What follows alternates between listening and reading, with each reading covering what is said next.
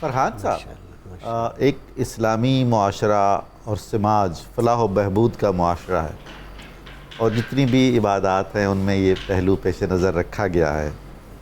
آپ یہ فرمائیے کہ قربانی کن پر لازم ہے، گوشت کی تقسیم میں کیا فلسفہ ہے، کھالوں کے مصرف میں خود ایک حکمت ہے، اس سے کیا کیا سبق ملتے ہیں ہمیں؟ بسم اللہ الرحمن الرحیم۔ ڈاکٹر صاحب، سب سے پہلے آپ کا 92 نیوز کا بہت شکریہ کہ آپ نے مجھے موقع دیا۔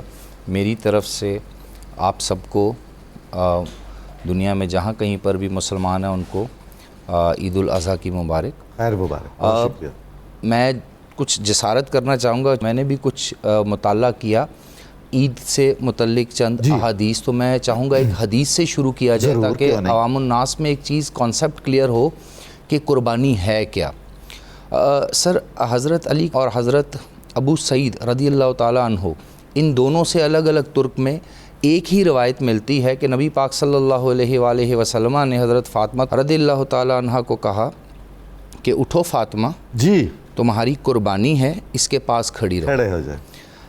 اس سے ایک تو یہ چیز پتہ چلی کہ عورت بھی قربانی کرے گی اور اپنی قربانی کے جانور کے پاس قربانی کے وقت ہوگی۔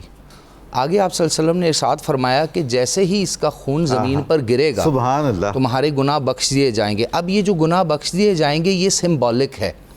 حضرت فاطمہ تو زہرا رضی اللہ تعالیٰ عنہا کے حصے میں تو کوئی گناہ ہے ہی نہیں، یہ تو سب کو پتہ ہے۔ یہ ہمارے آپ کے لیے ہے کہ جیسے ہی بتانے کے لیے ہے کہ جیسے ہی وہ ہوگا تو ایک گنہگار کے گناہ بخش دیے جائیں گے۔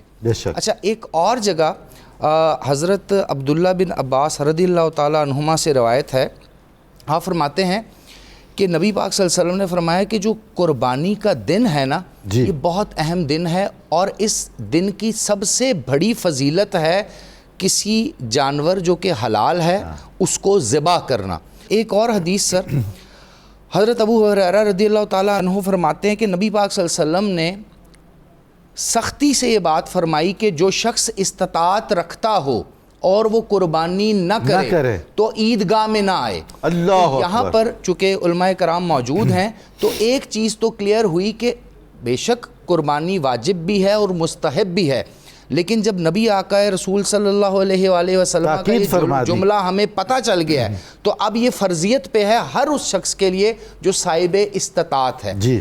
اب چونکہ قربانی ایک جگہ پر واجب بھی ہے اور اسی جگہ پر مستحب بھی ہے، تو اس کا مسئلہ ہمیں پتہ ہونا چاہیے تاکہ ناظرین کو معلوم پڑے کہ کون کر سکتا ہے کون نہیں کر سکتا۔ فار ایگزامپل، ایک شخص بالغ ہے، عاقل ہے، مسلمان ہے، صاحب استطاعت ہے، مال دولت رکھتا ہے، اس پر یہ واجب ہے کہ وہ قربانی کرے گا۔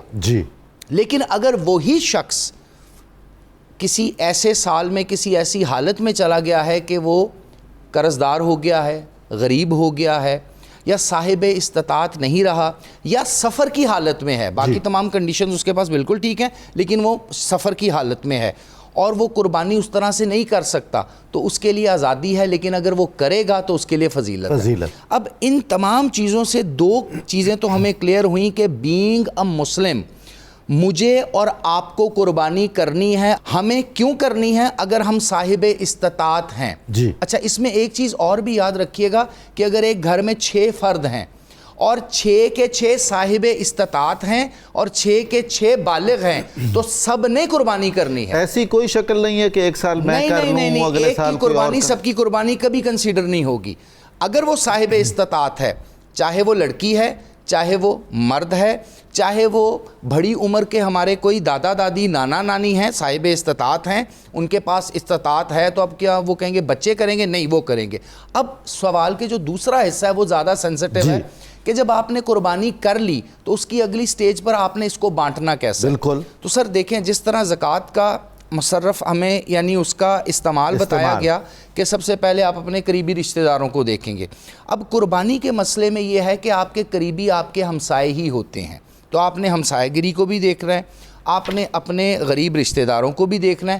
اس کے علاوہ آپ نے جو سب سے امپورٹنٹ چیز ہے، اگر آپ قرآن سے قربانی کا فلسفہ لیں تو وہاں پر ایک جملہ آپ کو ملتا ہے کہ قربانی کا گوشت اگر تم بھی کھا لو، اس کا مطلب ہے زیادہ تر تو آپ نے اس کو بانٹنا ہے، تو تم بھی کھا سکتے ہو۔ اس کا مطلب یہ ہے کہ آپ نے اپنا حصہ جو آپ کو دیا گیا ہے اس کے علاوہ کسی اور کے حصے پہ نظر نہیں رکھنی، اور جو غربا کا حصہ ہے اس کے لیے آپ نے غربا کو تلاش کرنا ہے. بالکل ضروری نہیں ہے کہ کوئی غریب آپ کے گھر نہیں آیا تو آپ اس کو دے نہیں رہے. سب سے امپورٹنٹ چیز یہ ہے کہ ہم جب قصاب کے پاس بیٹھتے ہیں تو ہمیں ایسا لگتا ہے جیسے کوئی بکرا پارٹی ہے، یعنی آپ نے رانے ادھر الگ کر دینی ہے، آپ نے وہ جو دستی کا حصہ ادھر الگ کر دینا ہے، آپ نے چامپے ایسے بنا دینی ہے.